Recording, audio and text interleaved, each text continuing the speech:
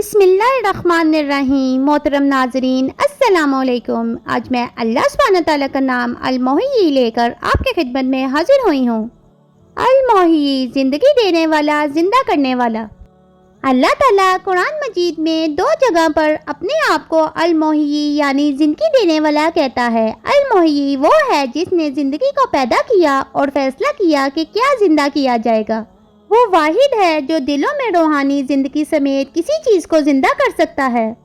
قرآن مجید میں اللہ تعالیٰ فرماتے ہیں، بے شک جس نے اسے زندگی بخشی ہے وہی مردوں کو زندہ کرنے والا ہے، بے شک وہ ہر چیز پر قادر ہے۔ بس اللہ کی رحمت کے اثرات دیکھو کہ وہ زمین کو اس کے بے جان ہونے کے بعد کیسے زندہ کرتا ہے۔ یقین رکھیں کہ المحیی کچھ بھی کر سکتا ہے، وہی زندگی دیتا ہے اور موت دیتا ہے۔ اس لیے جب وہ کسی کام کا فیصلہ کرتا ہے تو اسے صرف یہ کہتا ہے ہو جا اور وہ ہو جاتی ہے۔ یہ ان لوگوں کے لیے امید کی ایک آیت ہے جو اسے پکارتے ہیں۔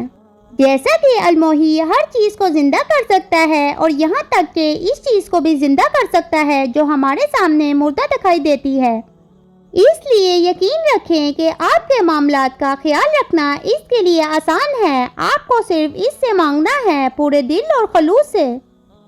ایمان کے ساتھ زندہ دل مانگے۔ علماء نے جسموں کی طرح دلوں کو بھی 3 قسم کے قرار دیا ہے: صحت مند دل، مردہ دل اور بیمار دل۔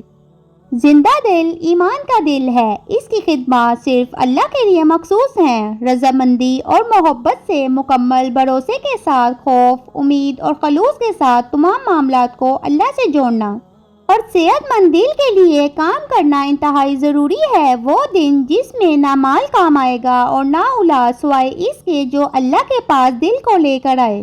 بنی نوع انسان کے پاس زندگی میں کامیابی کے بہت سے مختلف تصورات ہیں، لیکن صحیح طریقہ کیا ہے؟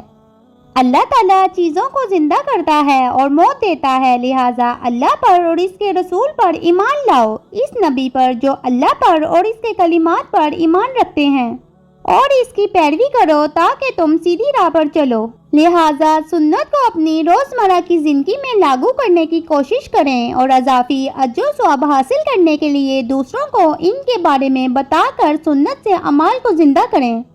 المحیی نے آپ کو زندگی دی اور آپ کو اس زمین پر سفیر بنا کر رکھا۔ اپنے وقت کو دانش مندی سے استعمال کرتے ہوئے اپنی زندگی کا احترام کریں اور دوسرے لوگوں کو اپنے علم، مہارت اور جذباتی مدد سے فائدہ اٹھاتے ہوئے ان کی زندگی کا احترام کریں اور کبھی بھی کسی کی زندگی کو ناحق نقصان نہ پہنچائیں، حتیٰ کہ کسی جانور کی زندگی کو بھی نہیں۔ اور پھر یہ کہ ان اسباق کا مطالعہ کریں جو المحیی فطرت میں اپنے کاموں کے ذریعے آپ کو سکھاتا ہے۔ اس کی نشانیوں میں سے یہ ہے کہ تم زمین کو کھلی ہوئی دیکھتے ہو، پھر جب ہم اس پہ پانی نازل کرتے ہیں تو وہ لرزتی اور پھول جاتی ہے۔ جو زندہ کرتا ہے وہی مردوں کو بھی زندہ کرتا ہے، یقیناً وہ ہر چیز پر قادر ہے۔ پھر اسی طرح اسلامی علم ایک روشنی ہے۔ المحیی سے دعا کریں کہ وہ دنیا اور آخرت میں روشنی میں چلائے۔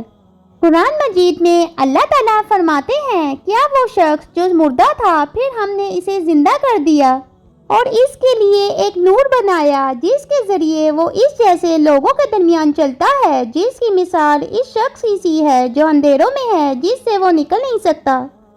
اور پھر یہ کہ اپنے آپ کو اور دوسروں کو بعد کی زندگی کی یاد دلائیں۔